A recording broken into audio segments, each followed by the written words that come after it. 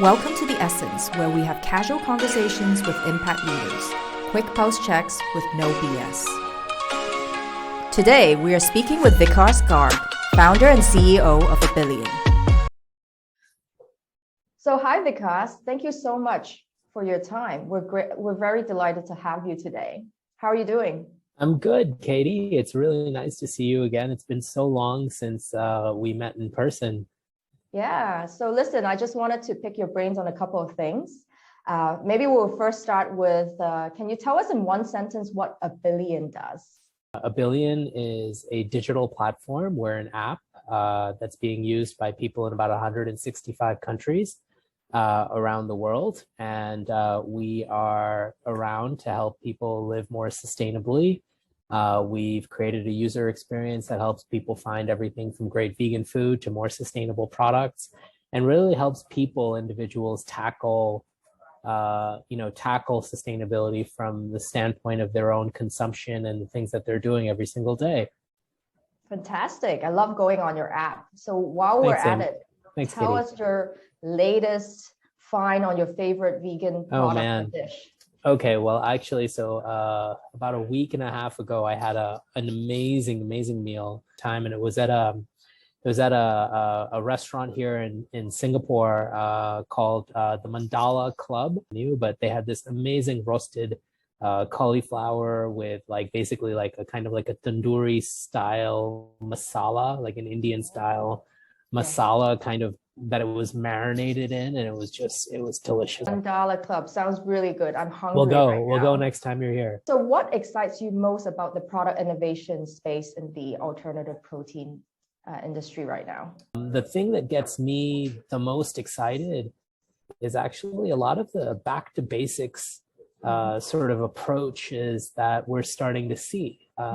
People using mushrooms to do interesting things, people using mushrooms to make leather, people using mushrooms to make chicken and make amazing dishes like beef rendang, and people are calling it the shroom boom.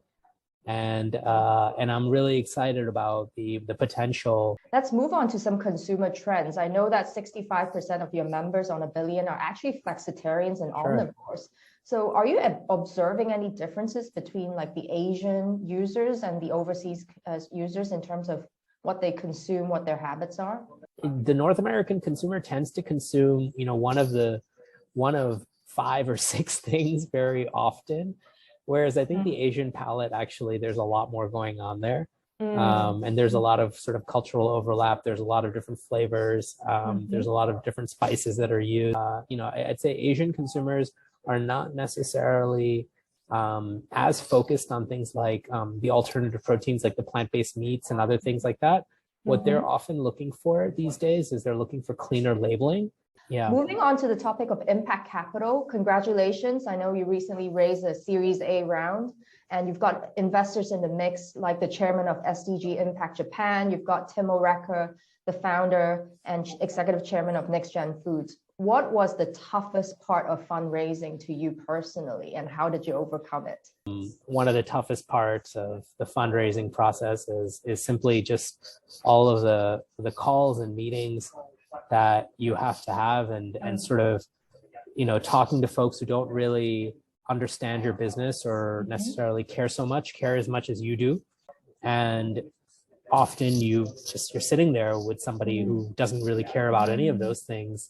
Sometimes, look, I think you have to learn to roll with the punches and learn to roll with the feedback and try to get as much as you can out of every single meeting, every single call. Last one is on impact, actually, the topic of impact. So SFI did an impact assessment of Abillion for some of our members earlier last year. I was curious about that assessment since you reviewed it. What were some angles that were new or refreshing to you? Was there anything that you actually disagreed on? Just first of all, I wanted to say thank you for your team and all of the effort that everybody on your team made to put that report together. It was really the first time any investor or any group like yours really even took a crack at it, and it was really great to kind of just get an outside party to kind of look inwards and vet us. I found it to be fascinating. I found some of this stuff around an IRC score and the theory of change some of these things kind of like, to some degree, they were also new to me.